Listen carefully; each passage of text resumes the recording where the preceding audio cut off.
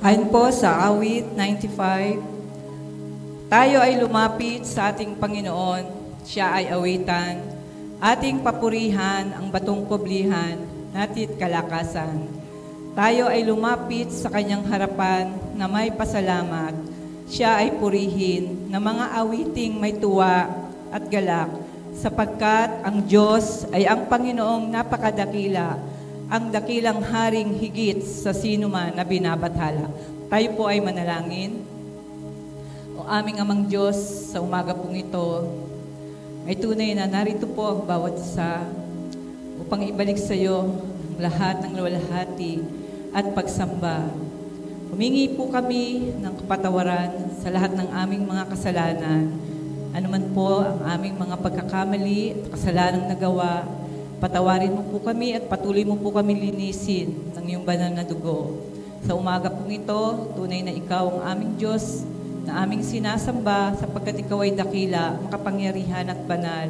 Tunay na po ng bawat isa ay gawin mo po na malinis ang bawat isa at patuloy na lumakad na naayon sa iyong kalooban.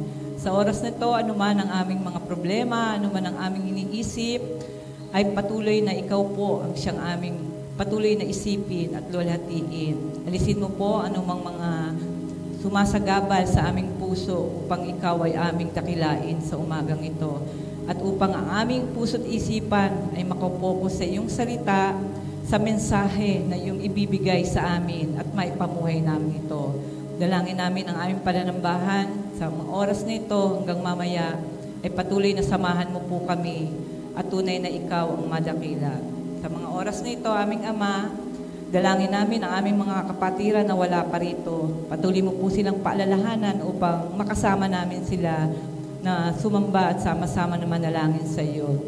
Dalangin namin ang lahat ng mga gaganap, aming tagapagsalita, ang mag-aawit Panginoon ay sa iyo po namin pinagkakatiwala. Tunay na po ikaw ang madakila at binabalik po namin sa iyo ang papurit pagsamba sa pangalan po ng aming Panginoong Hesus.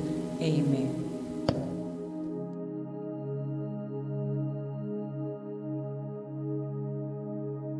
Good morning po sa bawat isa. Pwede po ba natin batiin natin mga katabi, kamayan, ngitian, nasa harap, nasa likod, nasa gilid po natin. Ayan, good morning po sa bawat isa. At bago po tayo mag-umpisa, nais ko lang pong sabihin sa inyo ang verse na natatagpuan sa Psalms 150 verse 6 na sinasabi po doon, let everything that has breath praise the Lord. So whatever season we find ourselves in, kahit joy, struggle, kasiyahan, kalungkutan, God is always worthy of our praises. And yung praise po natin is not just a response to what He has done sa mga buhay natin, but it is a response to who He is, sa kung sino ating Panginoon. So let's lift up our voices, let's lift up our hands, and let's give God the praise that He deserves.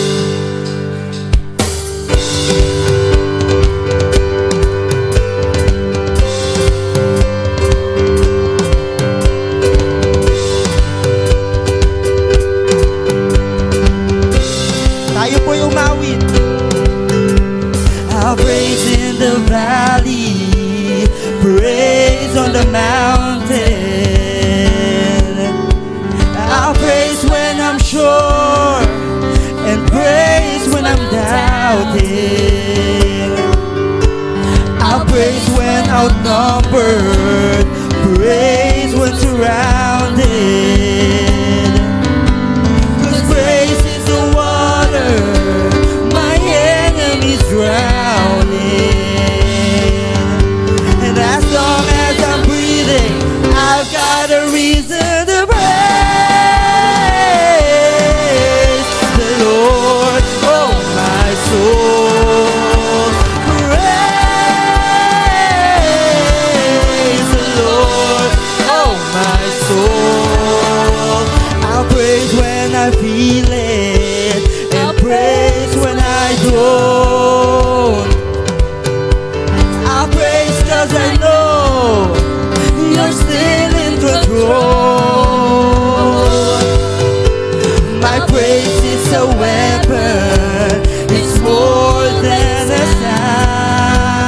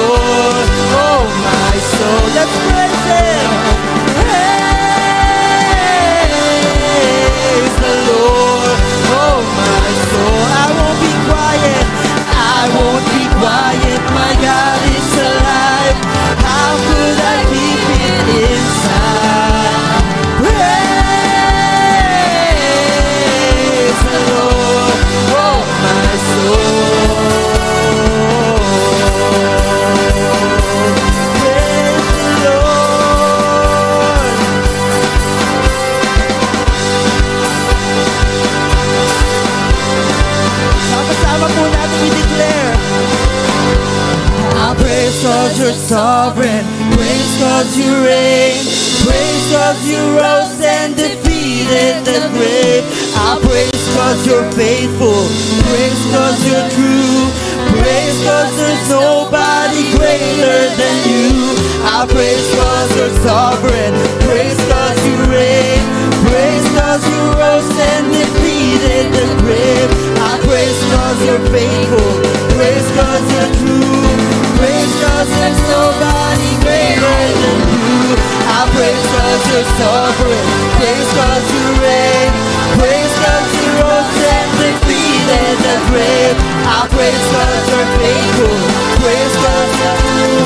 Praise 'cause there's nobody greater than you. Praise the Lord, oh my soul. Praise, praise the Lord, oh my soul. Let's praise Him. Praise the Lord, oh my soul. Praise the Lord, oh my soul. I won't be quiet. I won't be quiet. My God is alive. And how could I keep it inside? I won't. Oh, I won't be quiet. My God is alive. How could I keep it inside? Listen more. Oh, I won't be quiet. My God is alive. How could I keep it inside? Praise the Lord, oh my soul.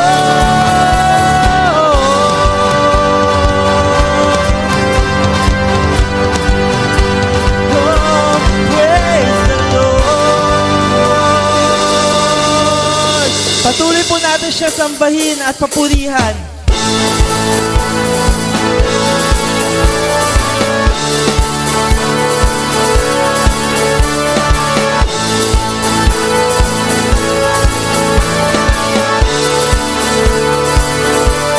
Sometimes you gotta dance through the darkness, sing through the fire, praise when it don't make sense. Sometimes you gotta stare down the giant, worship from the lion's den. Sometimes you gotta shout it from the mountains, louder in the valleys, trusting that it's gonna get you there. Sometimes you gotta welcome the wonder, wait for the answer, worship with your hands in the air. I'll praise you anywhere. Praise, give it praise, give it praise in the highest. Praise, give it praise, give it praise in the highest. He is worthy, yes He is worthy of all of our praise.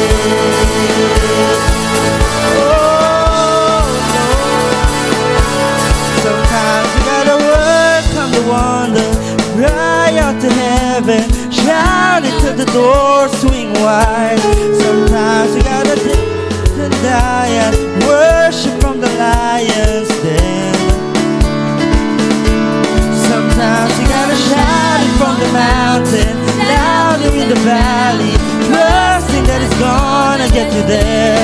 Sometimes you gotta welcome the wonder, wait for the answer, worship with your hands in the air. I'll praise you anywhere. Praise, give it praise, give it praise in the highest. Praise, give it praise, give it praise in the highest. He is worthy, yes He is worthy of all of our praise. Give it praise, give it praise in the highest. Praise, give it praise, give it praise in the highest. He is worthy, yes He is worthy of all of our praise.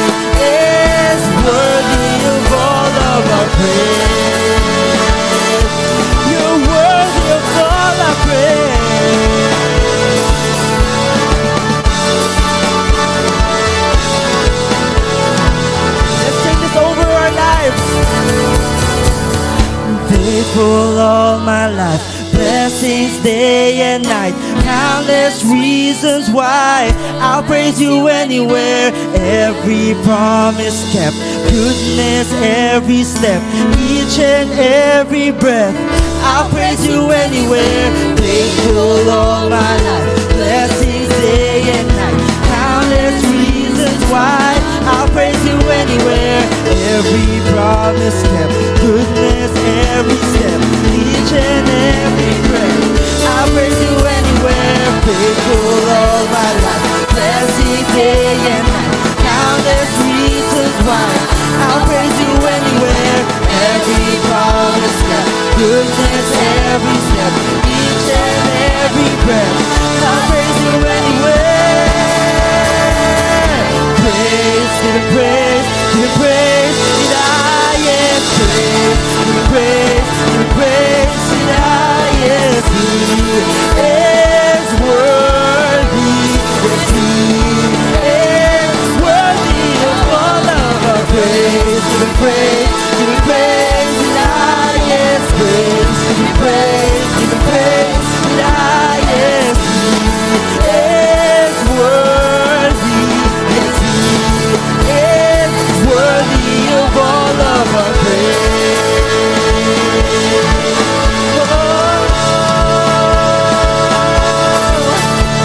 Yes, He is worthy, yes, He is worthy of all of our praise.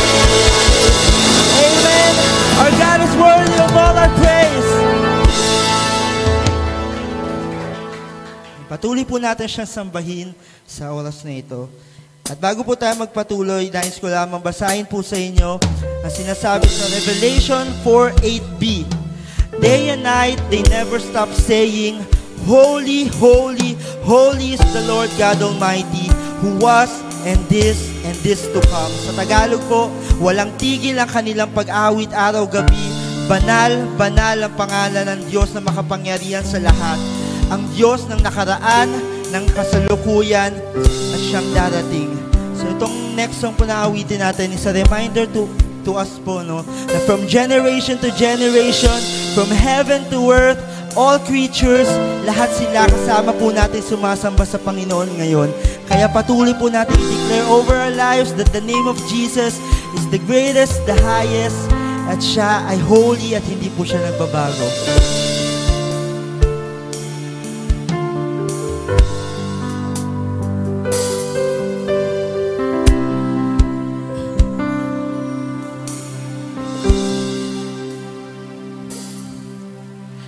1,000 generations falling down in worship to sing the song of ages to the Lamb.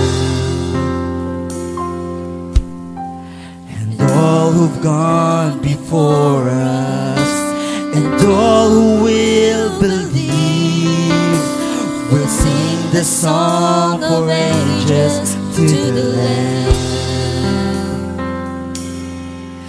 Your name is the highest, your name is the greatest, your name stands above them all.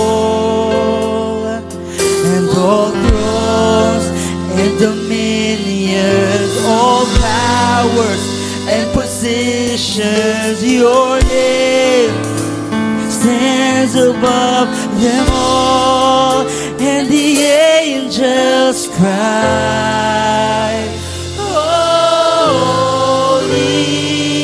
All creation cries, holy.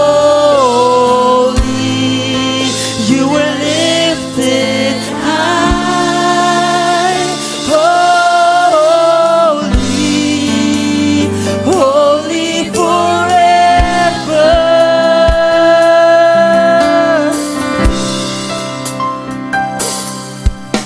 And if you've been forgiven, and if you've been redeemed, sing the song forever to the Lamb.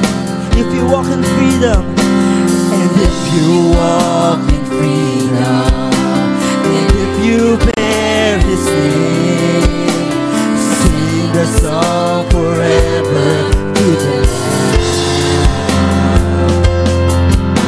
We'll sing the song forever and amen, and the angels cry, holy, all creation's cries, holy, you are lifted high, holy, holy forever. And hear your people sing, let's sing, holy to the King of Kings, holy, you will always be, holy, holy forever.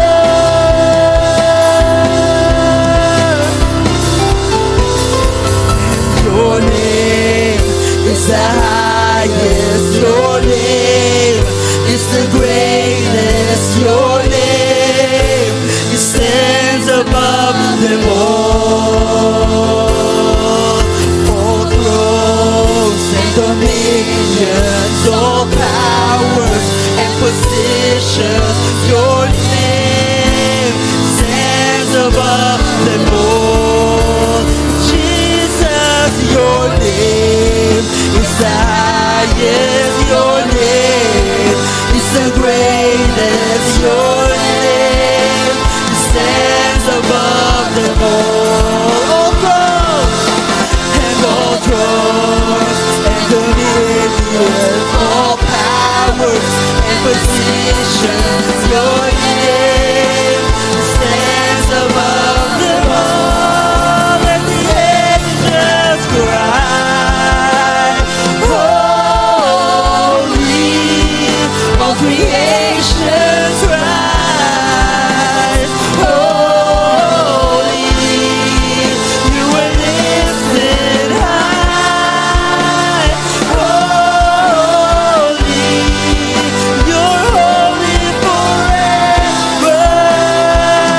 And hear your people sing, hear your people sing, holy to the King of Kings, holy, you will always be,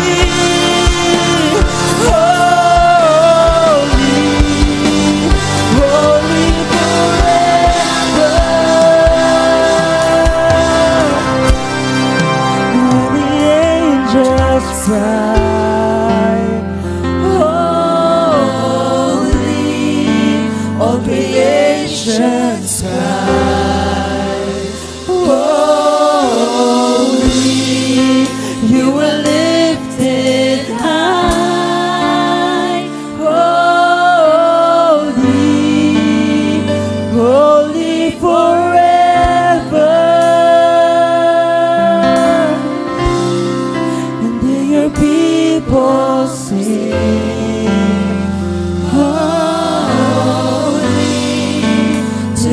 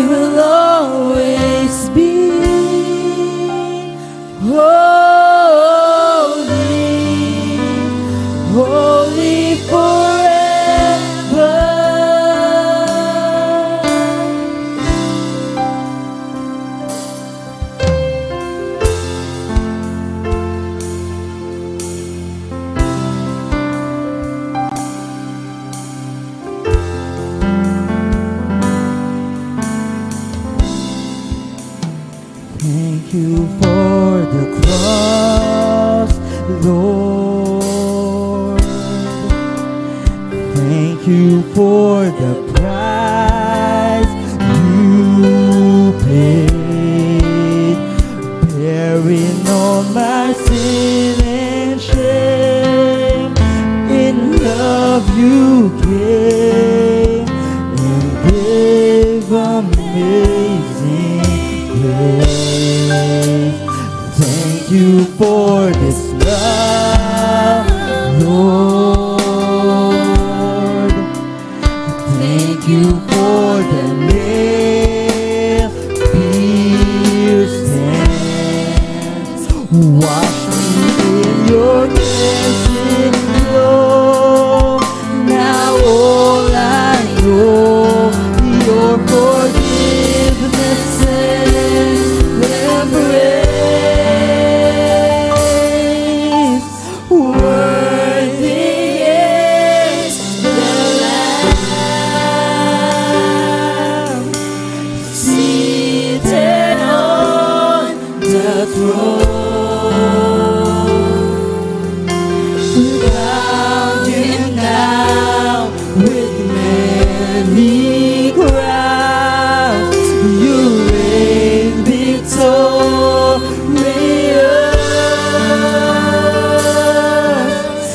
high and lifted up.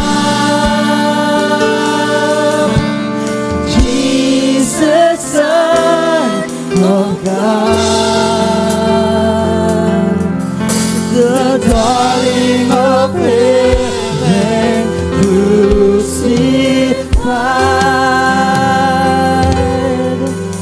Worthy is the Lamb. Worthy is the Lamb. Thank you for the cross, Lord. Thank you for the price you paid, bearing all my sin and shame. In love you gave and gave amazing grace. Thank you for this love,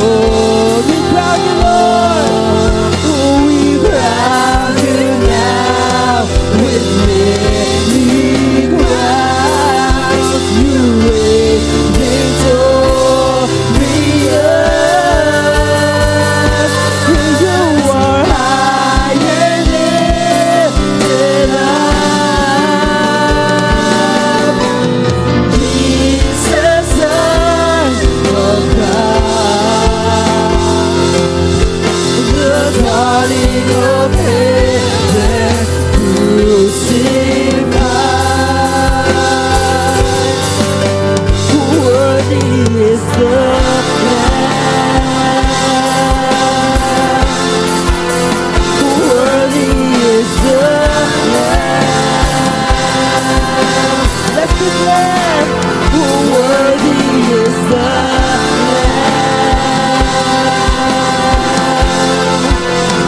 Worthy is the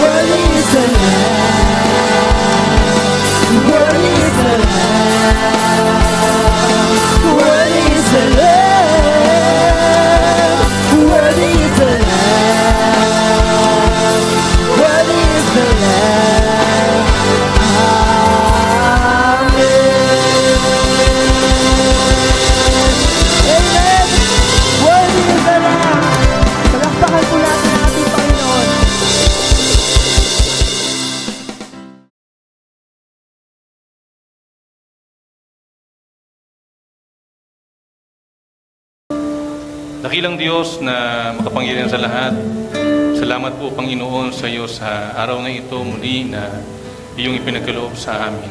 Isang araw ng pagsamba, ng pagkilala sa iyong kabutihan, sa iyong katapatan sa aming mga buhay, Panginoon, kasama po ng aming mga kapatid. Salamat po Panginoon dahil palagi mo pong pinaparana sa amin ang maraming bagay na nagpapatunay po ng iyong pagmamahal sa amin. Salamat sa mga taon ng buhay, ng kalakasan. Salamat, Panginoon, sa mga panahon na ang mga mag-asawa ay nakapagdiriwang ng kanilang anibersaryo, Panginoon. Salamat sa iyong patnubay, sa pag-ibig na bigay mo, Panginoon, sa iyong mga lingkod na ito. Salamat po sa mga pag-iingat mo sa mga paglalakbay. Salamat maging sa panahon kasama ng aming mga pamilya. Salamat sa panahon na mabisita namin yung aming mga loved ones. Kami man ay malayo dito sa Pilipinas o kami man, Panginoon, ay may mga pagkakataon na hindi na kikita-kita, Panginoon, ang matagal na panahon. Salamat po, Ama, sa lahat ng mga biyaya ng mga panahon na pinagkakaloob mo upang maranasan namin kasama ng aming mga pamilya ang ganitong klaseng pagkakataon na hindi malimit na nangyayari, Panginoon, sa aming pong mga sambahayan. Salamat po sa pagtugon mo sa mga panalangin, sa mga achievements, Panginoon, sa mga nagsisipag-aral na nagkamit ng mga karangalan. Salamat po sa mga pagtatapos.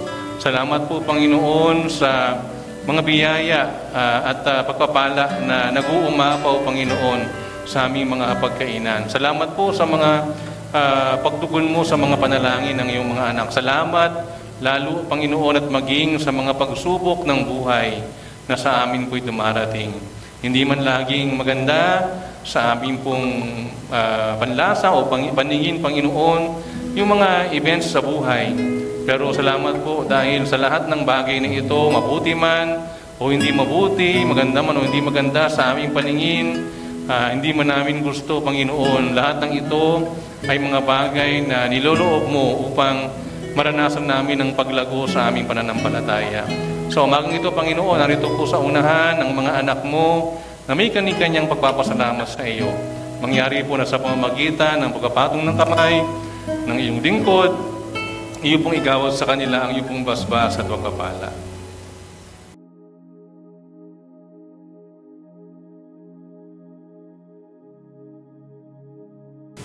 Magandang umaga po sa ating lahat. So, purihin po ang Panginoon dahil ngayon po yung ikahuling linggo ng buwan ng Marso, ang 5th Sunday. Tama. So, pang 5 linggo ng buwan ng March. At pang 5 linggo din po na tayo ay tumatalakay ng mga bagay na may kinalaman po sa pangunguna o sa pagiging leader. So kung i-review natin itong buong isang buwan, first Sunday, diniscuss po natin si Peter. Tama po ba? Pangalawa ay si Timothy. Nakalimutan po na. Pangatlo po ay si Barnabas. At nung Sunday po, si Pastor Perz ang nagtalakay, si Paul, no, si Pablo. Ngayon po ang ating tatalakayin ay ang siyempre isa sa kilalang leader ng ating iglesia at siya ay nagpahayag ng kanyang pagiging isang modelong leader sa kanyang mga pinangunahan during the time ng kanyang ministry dito sa mundo kasama ng kanyang mga disciples. No? At ito po ay walang iba kundi ang ating Panginoong Jesus. So ang ating pong title ng ating pag-uusapan ngayong umaga ay may pamagat na What an Honorable Leader Looks Like for Jesus. Ano ang isang kagalang-galang na leader para kay Jesus? No? So ano ba ang salitang kagalang-galang? Ano ba yung ibig sabihin ng word na kagalang-galang? Ano ba? Ating pong buksan ng ating mga Biblia sa aklat ni Marcos, Kabanatang 10, talatang 45. Mark chapter 10, verse 45. Ganito po ang sinasabi ng ating paksang talata. Sapagkat ang anak ng tao ay naparito, hindi upang paglingkuran, kundi upang maglingkod, at upang mag-alay ng kanyang buhay, para sa ikatutubos ng marami. Muli po, sapagkat ang anak ng tao ay naparito upang, hindi upang paglingkuran, kundi upang maglingkod, at upang mag-alay ng kanyang buhay, para sa ikatutubos ng marami. Tayo po ay sandaling dumulog sa Panginoon at tayo po ay manalangin. Nakilang Diyos na makapangyarihan sa lahat, sa maikling panahon ng aming pagbubulay-bulay ng iyong mensahe ngayong umaga. Ikaw nga po ang mangusap sa amin, Panginoon, magbigay ng mga aral, hindi lamang po sa pagpili ng magiging mga leader ng aming iglesia o maging ng aming bansa. Gayon din, Panginoon, sa pagiging isang lingkod mo na sa panahon na darating, Panginoon, tatawagin mo kami upang ilagay sa anumang mga paglilingkod na nais mo na kaaming pong gampanan dito po sa aming iglesia. Samahan mo kami, dakilang Ama, at nawa sa iyong modelo at sa iyong naisin sa buhay namin, mahayag at makita sa amin ang mga katangian, kagalang-galang na nais mong makita sa buhay ng iyong mga lingkod. Salamat po, ito'y aming dalangin sa tanging pangalan po ng aming Panginoong Yesus. Amen. Okay. So, ano nga ba o anong mga katangian para sa iyo ang dapat makita sa isang leader? Lalo na ngayong napapanahon ng ating pagpili ng ating, sabi nga, magiging mga leader sa ating bansa. So, ilang tulog na lang, this coming May ay pipili tayo ng mga, sabi nga, mamumuno muli sa ating bansa. Sa national level ay pipili tayo ng 12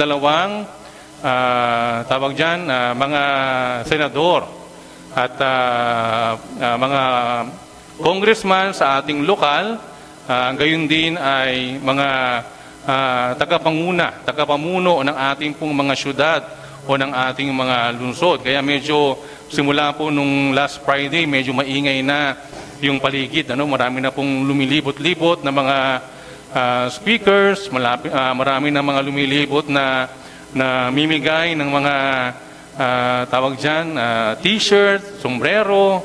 Inihintay ko po yung namimigay ng jacket. Wala pa, hindi pa dumadaan yung namimigay ng jacket. Yan. So marami pong gano'n na ngayon. Very, sabi nga, very particular tayo doon kasi nga talagang inaagad nila yung pagkakataon na mai-promote, maipahayag yung kanilang mga sarili. Bagamat yung iba, hindi malinaw yung platform, yung kanilang mga plataforma. So maging mapanuri tayo sa ganoong mga kumakandidato. Regarding our country, yung ating bansa. Pero ang ating pinag-uusapan ngayon ay mga bagay patungkol sa paglilingkod sa Diyos. at sa ating pong iglesia. Maaring pagkunan po natin ng inspirasyon sa pagpili natin ng ating pong magiging mga leader sa ating bansa o sa ating city.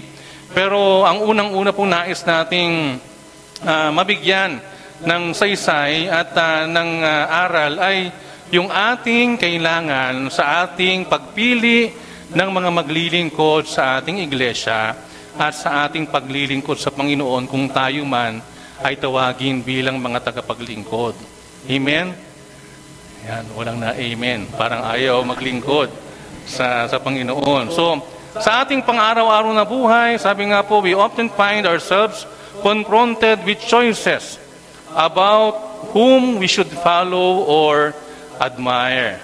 No, marami pong mga panahon, araw-araw, minu-minuto, marahil kapag nakapagbukas tayo ng ating mga telebisyon, nakapagmasid tayo sa ating mga social media platforms, no, nakita natin yung mga balita, nakita at narinig natin yung ilan sa mga opinyon ng mga eksperto, maging ng mga tao sa ating paligid, maging ng ating mga kakilala, ng ating mga kapitbahay o kaibigan.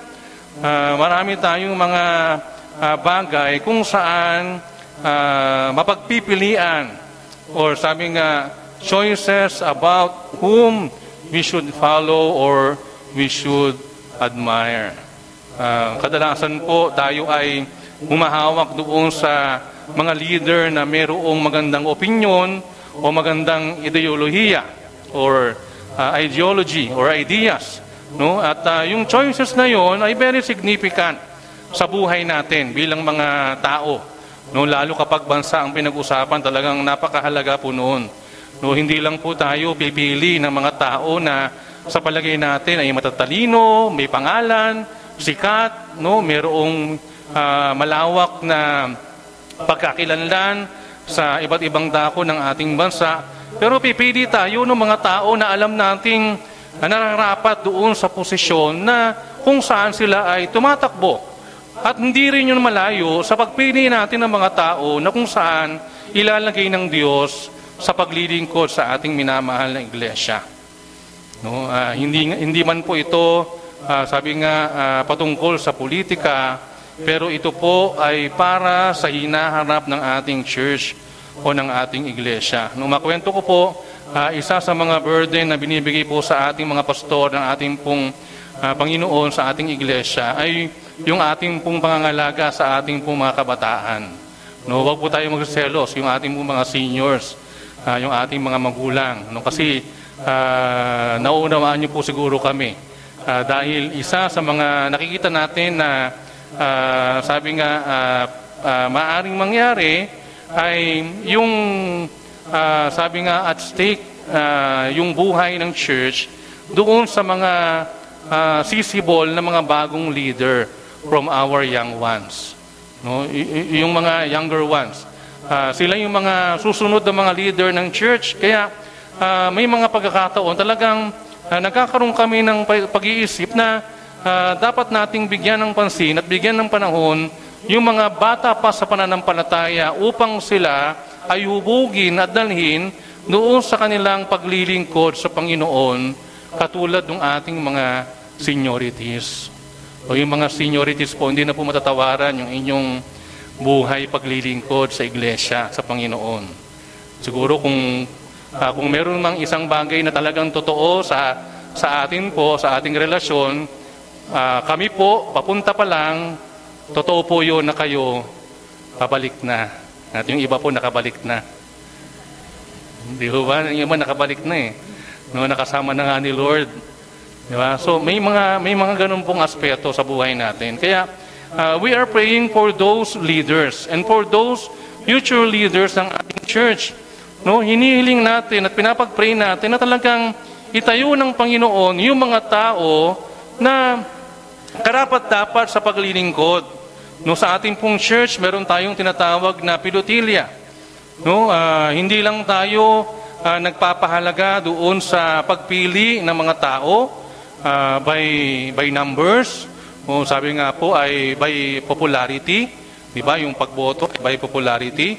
Pero pagkatapos po noon ay ating pong pinapaubaya sa tinatawag na pilotilya ang pagpili bilang pagkilala sa kapangyarihan ng Diyos na siyang pipili, no, nang itatayo niya sa ating church. Kaya po yan, sa bandang huli, yung mga pangalang mapipili ng ating mga kapatid ay pipiliin pa rin sa pilotilya bilang pagkilala naman na ang Diyos naman ang pipili after ng pagpili natin.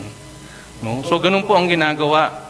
Ganun po ang nangyayari. At ito po ay dahil nais natin na magkaroon ng opportunity ang bawat isa na maglingkod sa ating Panginoon, na maglingkod ng kanilang buong puso, ng kanilang buong buhay sa ating Panginoon. Kung sabi nga po, what does Jesus have to teach us about what an honorable leader looks like? Ano ba yung nais ituro sa atin ng ating Panginoong Yesus sa isang kagalang-galang na lingkod ng Panginoon? At ano ba yung larawan ng isang kagalang-galang na lingkod o tagapaglingkod ng ating Panginoon? So Jesus shows us wise, loving leadership, and this may be so different from many earthly leaders that it can seem foolish to even try to compare them. Mayroon daw pong mga pamantayan tayo na maaring makita natin on our earthly leaders na hindi akma doon sa pamantayan ng ating Panginoon na pinakita ng ating Panginoong Yesus. He showed us the wise and the loving leadership, no, na ibang-iba sa earthly leaders. Kaya nga po, sa ating pagpili, before we consider our current leaders, no, we should start by comparing Jesus doon sa ating mga pipiliin na mga tao. By comparing even our own thoughts, our own actions, our own character or traits. Di ba? Kasi siya yung ating best model ng leadership. Kung meron mang dapat gayahin ang mga lingkod ng Panginoon, ay walang iba kundi si Jesus. Kaya kung meron mang pagkukumparahan ng kailangan na kagalang-galang na lingkod ng Panginoon, ay walang iba kundi ang ating Panginoong Jesus. No? Ang ating Panginoong Jesus na siyang best model o leader ng ating pong paglilingkod. So ano ba yung nais niya sa ating pong mga buhay? Ano ba yung nais na ipakita at ipahayag ng Diyos sa ating pong mga buhay? Are we speaking the truth? Are we giving Jesus our whole hearts? No? Are we valuing others? Are we acting compassion and forgiving much? Katulad ng pagpapatawad ng ating Panginoon. Ito po yung ilan sa mga bagay na gustong sabihin sa atin ng Diyos ngayong umaga. No? At ngayong umaga ay ating pong pag-uusapan ang ilan sa mga katangian na kung saan ipinakita ng ating Panginoong Yesus na ibang-iba sa maraming leader sa panahon na ito. At yun po yung nais niyang ituro sa atin. Una, no, what an honorable leaders look like. An honorable leaders always speak the truth. Ang isang kaanggalang-galang na lingkod ng Panginoon ay laging nagsasalita o nagsasabi ng katotohanan. Jesus always speaks the truth. No, kung meron mang bagay na unang lumabas sa bibig ng ating Panginoong Yesus, ay walang iba kundi ang katotohanan. Remember when Jesus calls the Pharisees, ano ang tawag niya sa mga Pariseyo? No, ang sabi niya, you are brood of vipers. O sa Tagalog, kayo ay mga lahi ng mga ulupong. Diba? Napaka-direct to the point ng ating Panginoong Yesus sa pagsasabi ng, sabi nga, nararapat na salita para sa mga tawag dyan, mga Pariseyo. No, sa panahon natin yan ngayon, mahirap po na gawin ang bagay na yan. Pero ito'y katotohanan na binabanggit ng Biblia regarding how Jesus is very honorable in speaking. No, sa kanyang pagsasalita, ipinakita niya yung kanyang, sabi nga, tapat at makatotohanan ng mga salita. The Pharisees had great religious influence.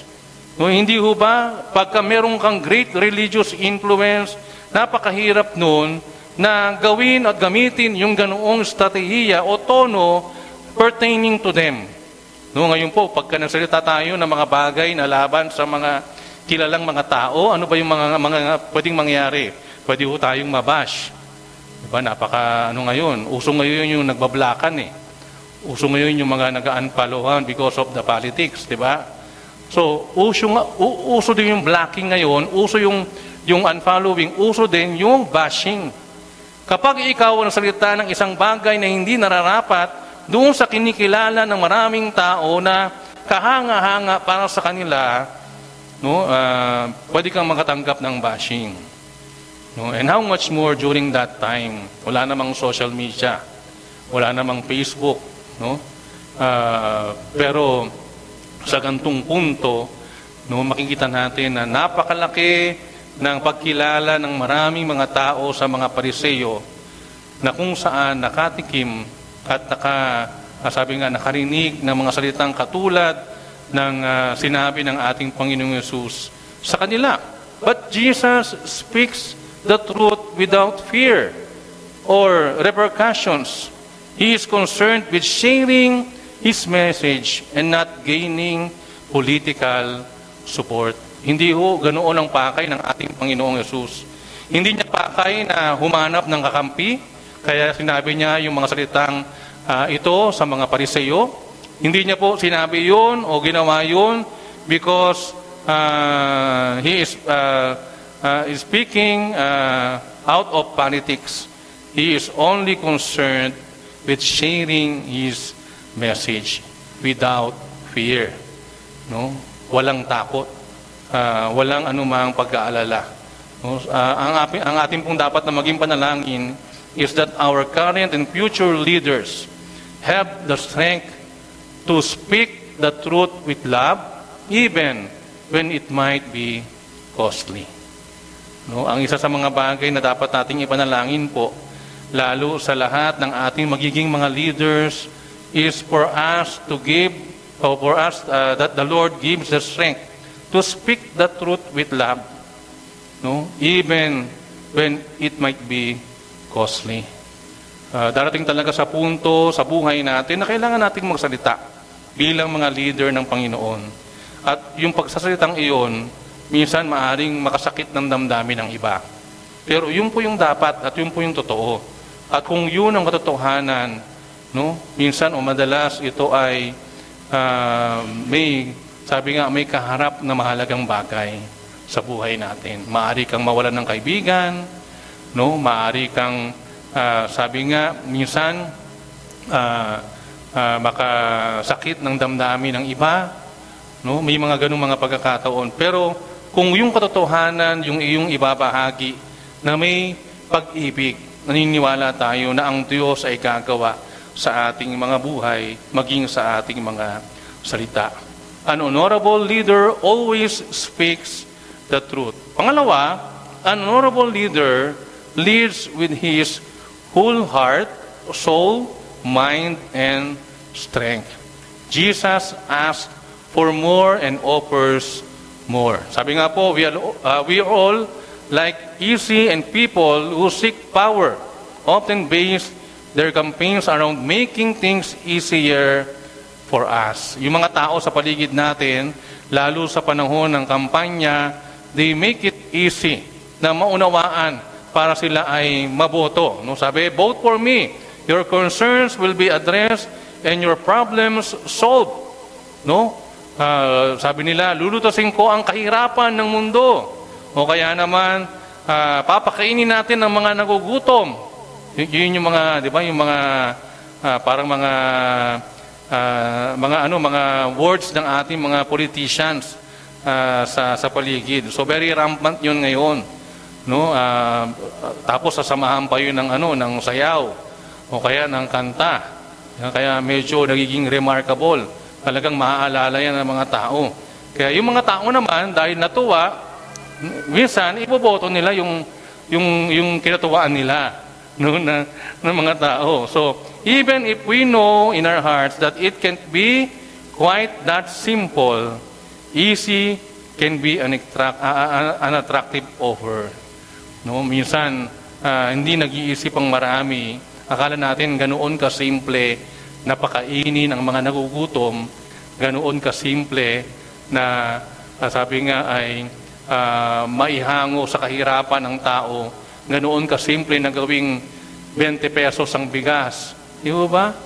So, kaya mag-isip-isip po tayo sa maraming mga pagkakataon ng ating gagawin, lalo sa pagpili ng mga leaders, maging sa ating minamahal na bansa. So while Jesus says that His yoke is easy and His burden is light, ayon sa Matthew 11:30, His plan has a steep joining fee.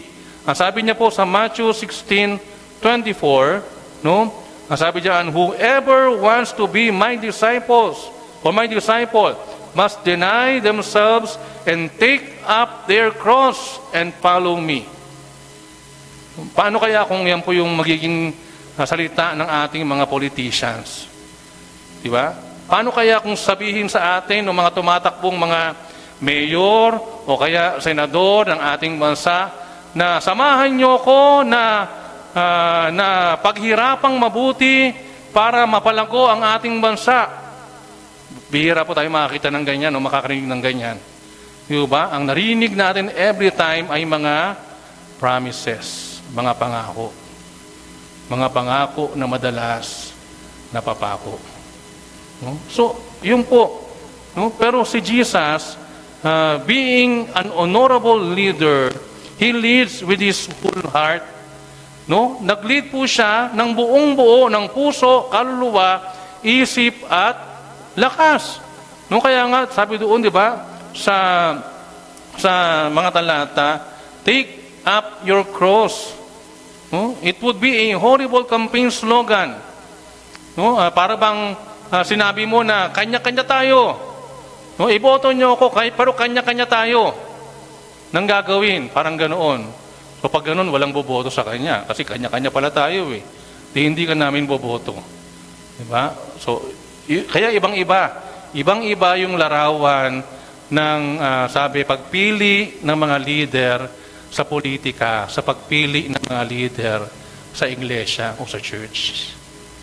No? Pero gusto kong makita natin siguro, hindi lang sa pagpili natin ng mga gagawing lingkod ng Panginoon sa church, kundi maging sa pagpili natin na magiging mga leader sa ating bansa. No? Gawin nating inspirasyon yung buhay ng ating Panginoong Jesus.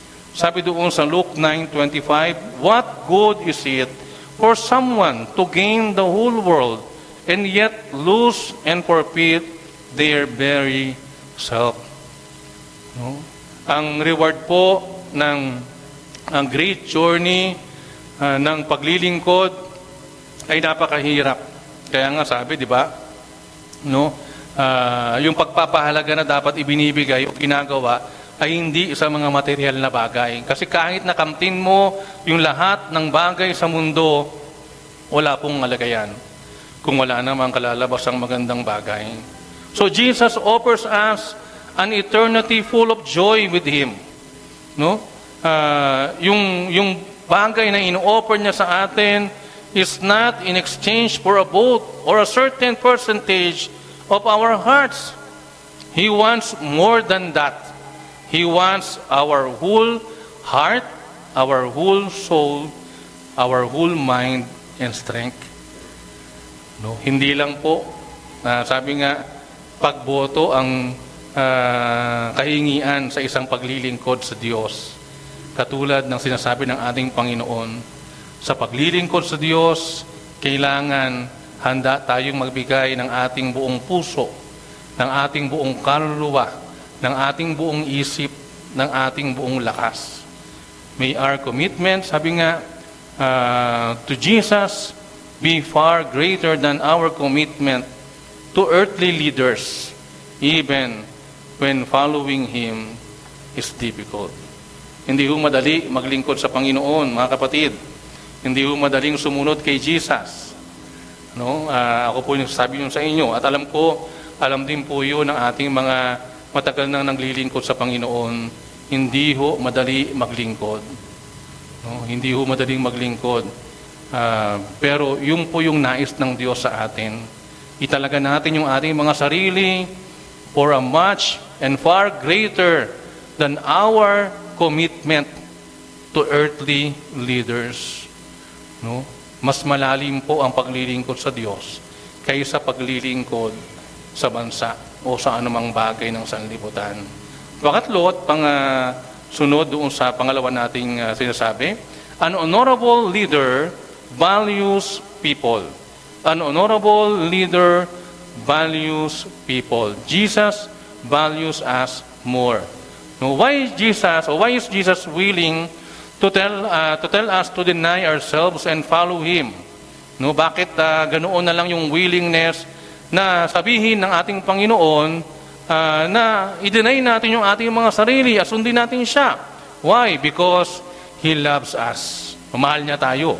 No? And that's what it will take to have a relationship with Him. Ibig sabihin, meron siyang binibigay ng kasiguruhan na kapag tayo ay sumunod sa Kanya, nandot mararamdaman natin yung Kanyang pag-ibig, yung Kanyang pagmamahal. No, hindi budol. No, hindi yun budol. Hindi naghahanap lang ng sabi nga ng commitment pero wala ka namang gagawin in return. No, sa Kanya, nakahanda na siyang ibigay yung Kanyang pag-ibig. A political candidate, Jesus does not need our support. He wants our company. He wants to enjoy life with us, starting here on earth and continuing into eternity. Yan, pangmatagalan niya, panghabang buhay. An offer no earthly leader can match. Minsan po, kapag ka-earthly leader, o madalas, pag earthly leader, pag tapos na tawag dyan, ang kanyang reign, ang kanyang term, limot-limot na. Diba? Kaya nga yung ibang mga politicians, lumilipat ng ibang ng ibang kulay. Dati pula, nagiging green, no? Tapos green, nagiging dilaw, nagiging pink, no? Nag-iiba-iba ng kulay. Kasi yun yung nature ng political leadership, lalo sa ating bansa. Pero hindi ganito yung leadership na pinapahayag at tinuturo sa atin ng Panginoon. Jesus values us so much that He paid our debt of sin with His death. No? Yung author ng Hebrews, sabi doon, for the joy set before Him, He endured the cross, scorning its shame. Ano ibig sabihin yan? The joy of fellowship with us was greater to Him than the pain of the cross. Tingnan niyo po yung pagpapahalaga ng ating Panginoon sa atin ay ganito. No? Yung pagpapahalaga niya, yung kanyang kagalakan ay yung makasama tayo, maka-fellowship tayo, makausap tayo, magkaroon ng bonding sa atin, magkaroon siya ng time na tayo ay makasama. Parang ganoon. That's the simple thing. No? It is the greatest. No? It was greater to Him than the pain of the cross. So mantakin nyo yung hirap, yung sakit na dinanas niya sa krus ng Kalbaryo para sa Kanya, mas masarap maranasan at naranasan yung joy na makasama niya tayo. So ibig sabihin, it is an honorable step and character of a leader. He values people. Mahalaga sa Kanya ang mga tao. No? He doesn't stop there. He's still seeking us, still calling us. No? He can't be stopped because His love for us is relentless. Walang pipigil. Yung pag-ibig ng Panginoon sa atin ay walang pipigil. No? Walang preno. At hanggang ngayon, ang lagi niyang pagtawag ay, sabi nga, dumako sa Kanya lahat ng mga tao, lalo na ang Kanyang mga minamahal. So as we look to potential leaders, we can remember Jesus. We can remember Jesus' great love for humanity and let that guide and direct our interactions with each other. No? So meron siyang great love sa mga tao. Meron siyang pag-ibig sa mga tao sa Kanyang pangunguna.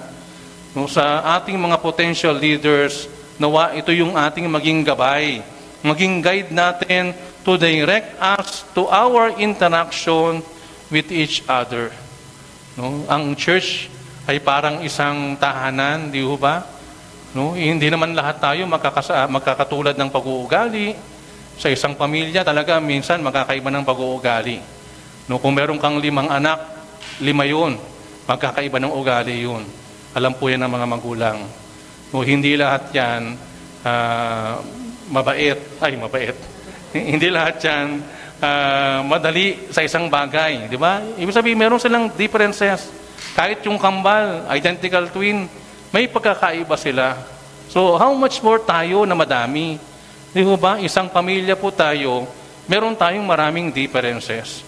But still, the love of God, no, yun yung ating bond sa isa't isa. At yung ating mga leaders, tinawag ng Diyos to have interaction with us, no, to extend the great love of God, of Jesus, sa bawat isa. Iparanas, iparamdam yung pag-ibig ng ating Diyos sa bawat isa sa atin. At nawa, yun yung maging prayer natin, na yung mga pipiliin ng Panginoon next month para sa ating minamahal na iglesia ay gawing daluyan ng Diyos ng kanyang pag-ibig sa lahat ng panahon ng ating pong mga buhay. Pang-apat, an honorable leader have compassion. Jesus is motivated by compassion. So most of us can understand what it's like to be compelled to act by compassion. No, kapag sinabing compassion, di ba? Kapag tayo ay nakakita ng isang taong nasasaktan, we want to help that person. No? But Jesus is the compassion champion. Kung meron mang isang magandang halimbawa ng compassion at nag-champion sa compassion ay walang iba kundi ang ating Panginoong Yesus. He lets compassion mess up His plans, frustrate, and throw His work-life balance out of whack.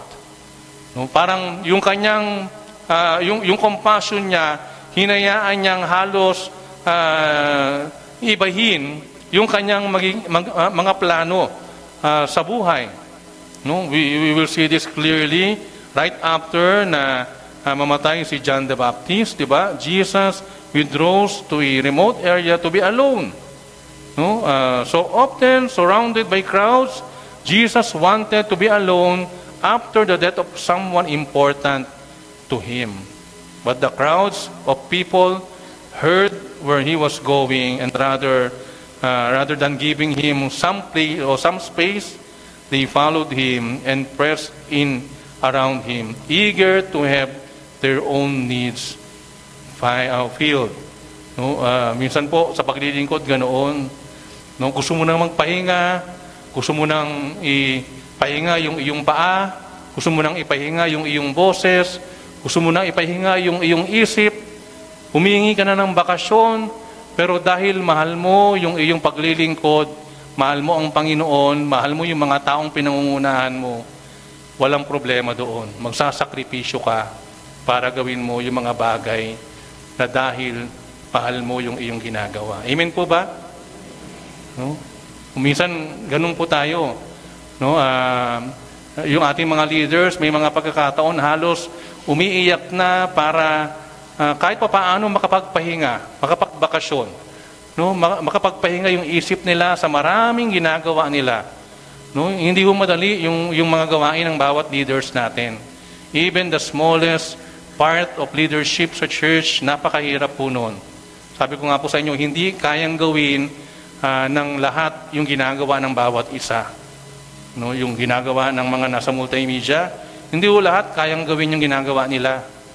No? Yung mga musicians natin, hindi lahat kayang gawin yung ginagawa nila. No? Yung mga kumakanta, ganun din po. Even yung nandoon sa pagtuturo, lalo na, hindi ho madaling gawin yun. No, talagang halos dugot pawis yung ilalagay mo, i-dedicate mo para doon. At hindi po natatapos doon.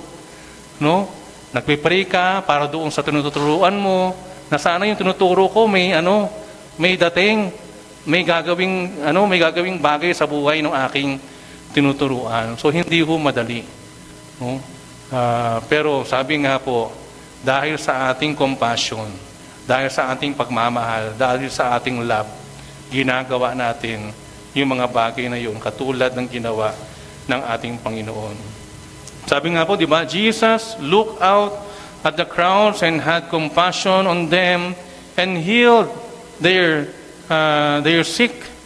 No? Our leaders can create amazing change when they allow compassion to motivate them to action. No? Meron po tayong magagawa na pagbabago.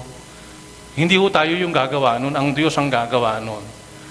Basta tayo po ay motivated ng compassion sa ating pong mga ginagawa. So we can pray that Jesus will inspire leaders, our future leaders, to be moved by compassion. And lastly, sabi, an honorable leaders forgive. No?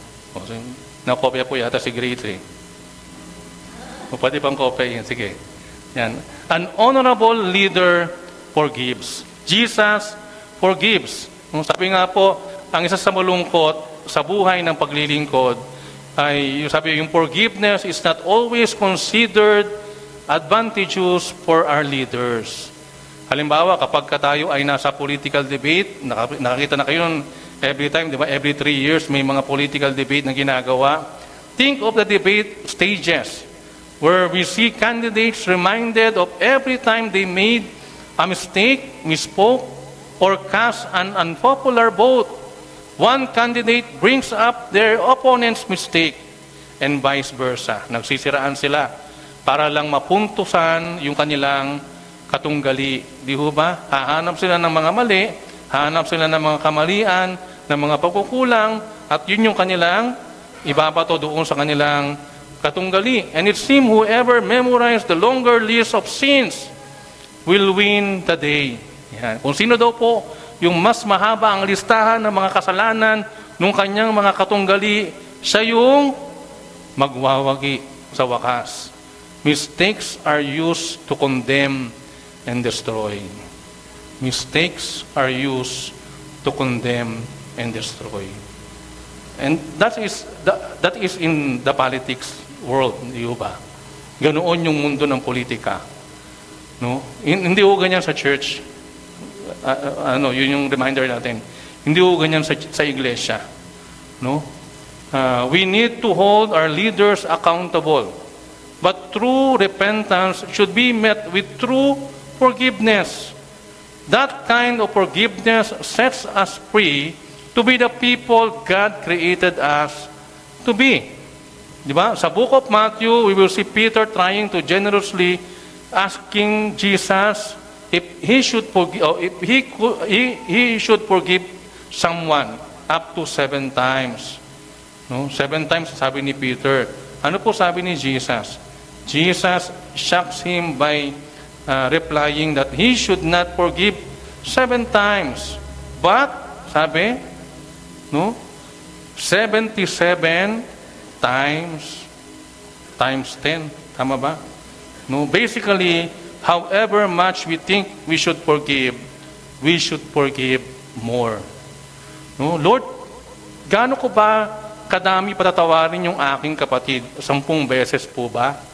Pag yun yung ating isipin natin, ang sinasabi ng Diyos, 100 times. No, hindi 10 lang. Jesus does not forgive to be nice or because it's the socially acceptable thing to do. He forgives to set people free. Diba? Hindi siya nagpapaganda lang o nagpapapogi lang. No? Kundi nagpapatawad siya dahil gusto niyang palayain ang tao.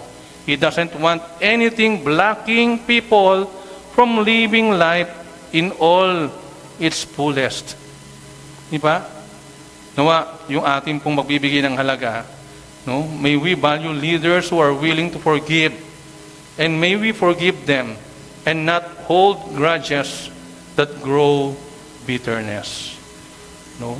Ang isang magandang sangkap ng paglilingkod ay yung paglilingkod na mayroong pagpapatawad. Lahat tayo nagkukulang. Lahat tayo nagkakamali. Lahat tayo nagkakasala. No? Ang kailangan natin magpatawad. dahil yun ang kailangan ng ating kapatid para makalaya sa kanyang buhay at makapamuhay ng nararapat sa harapan ng ating Panginoon. Sa paglilingkod po, lalo na at inaasahan sa atin ng mga leaders ng Diyos at magiging leader ng Diyos sa kanyang iglesia ang pagpapatawad. So, ano ang mga katangian para sa iyo na dapat makita sa isang leader? Ano ba yung tinuro ni Jesus na mga katangian ng isang kagalang-galang na leader na ipinakita din niya sa kanyang buhay at paglilingkod? An honorable leader always speaks the truth. No? Ang isang kagalang-galang na leader ay nagsasabi ng katotohanan. An honorable leader leads with whole heart, whole soul, mind, and strength. Ang isang kagalang-galang na leader ay naglilid o naglilingkod ng kanyang buong puso, buong kaluluwa, buong isip at buong lakas. An honorable leader values people. Ang isang kagalang-galang na leader ay nagpapahalaga sa mga tao. An honorable leader have compassion. Ang isang kagalang-galang na leader ay mayroong pagmamalasakit sa kanyang pinangungunahan sa mga tao. And an honorable leader forgives. Ang isang kagalang-galang na lingkod at leader ng Diyos ay nagpapatawad. No? Ang tanong, makikita ba sa iyong buhay ang mga katangiang ito? Makikita ba sa atin, sa ating mga buhay, ang mga katangiang ito? Nakahanda ka bang tawagin sa paglilingkod sa Panginoon sa anumang, sabi nga, posisyon o anumang aspeto ng paglilingkod? Ano ang dapat mong gawin upang ihanda ang iyong sarili sa paglilingkod mo sa ating Panginoon? Mga kapatid, nawa nakatulong po sa atin ang malaki ang lahat ng ating pong mga lingkod, ng ating mga tao na tinalakay, na naging leader sa Bagong Tipan, mga lalaking tinayo ng Diyos at nagpakita ng kani-kaniyang mga katangian ng pagiging isang lingkod, ng pagiging isang leader. At sila nawa yung maging inspirasyon natin sa ating pagpili ng mga taong maglilingkod sa Panginoon dito sa ating church sa susunod na buwan. Gayon din, sila rin yung ating maging modelo, maging ng ating sariling paglilingkod sa ating Panginoon. Tayo po ay manalangin. Dakilang Diyos na makapangyarihan sa lahat, nagpapasalamat kami sa iyo sa umaga pong ito, sa kaloob mo sa amin na malayang pagkakataong pag-usapan ang paglilingkod sa iyo sa iba't ibang aspeto, sa iba't ibang kaparaanan, sa iba't ibang katangian ng mga taong tinawag mo sa paglilingkod sa Bagong Tipan. Salamat, Panginoon, sa buhay nila na naging huwaran sa amin, sa aming paglilingkod. Salamat po, Panginoon, at nawa maging gabay sila sa aming pagpili ng mga susunod na leader ng iglesia at sa amin rin sariling paglilingkod sa iyo. Dalangin po namin, Panginoon, na magtayo ka po sa iyong minamahal na iglesia dito sa Caridad ng mga anak mo na maglilingkod sa iyo ng buong puso, ng buong isip, ng buong kaluluwa, ng kanilang mga buong buhay at buong lakas. At patuloy po na ikaw ramang ang mapararangalan at patuloy na magpapahayag ng pag-ibig at malasakit sa mga tao sa kanilang paligid. Salamat po, dakilang Diyos. Ito'y aming dalangin sa tanging pangalan ng aming Panginoong Hesus. Amen. Amen. Gandang umaga.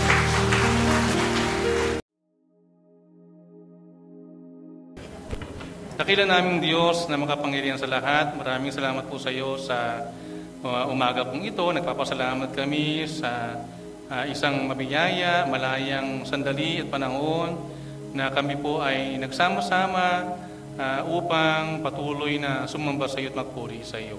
Salamat po sa iyong mga salita na siyang nagpaalala sa amin ng mga katangian ng isang kagalang-galang na lingkod mo. Salamat po, Panginoon, at ito din po ay makakatulong sa amin maging sa pagpili namin na magiging leader sa aming pong bansa. Dalangin namin, Panginoon, at tunay nga na ang iyong gabay ang siyang maging kasama namin lalo, Panginoon, sa lahat ng aming mga gagawin sa aming mga buhay.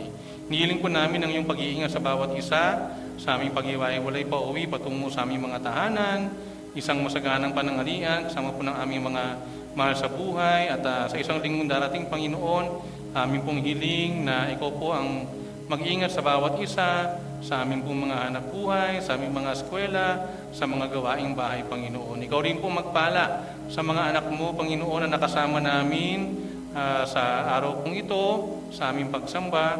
Salamat po, Panginoon. Hinihiling po namin na ma-enjoy nila kung sila man ay nagbabakasyon sa Pilipinas, yung mga panahon na nandito sila, Panginoon, kasama ng kanilang mga mahal sa buhay. At dalangin namin, Panginoon, na tunay nga na ikaw ang mag-glorify namin, Panginoon, sa lahat ng aming mga gagawin. Purihin ka, ito'y aming dalangin in Jesus' name. Amen. Ang Ama ay papurihan, Anak, Espiritong Banal, ng mga taong nilalang, at ng tanang sa langitan. Amen.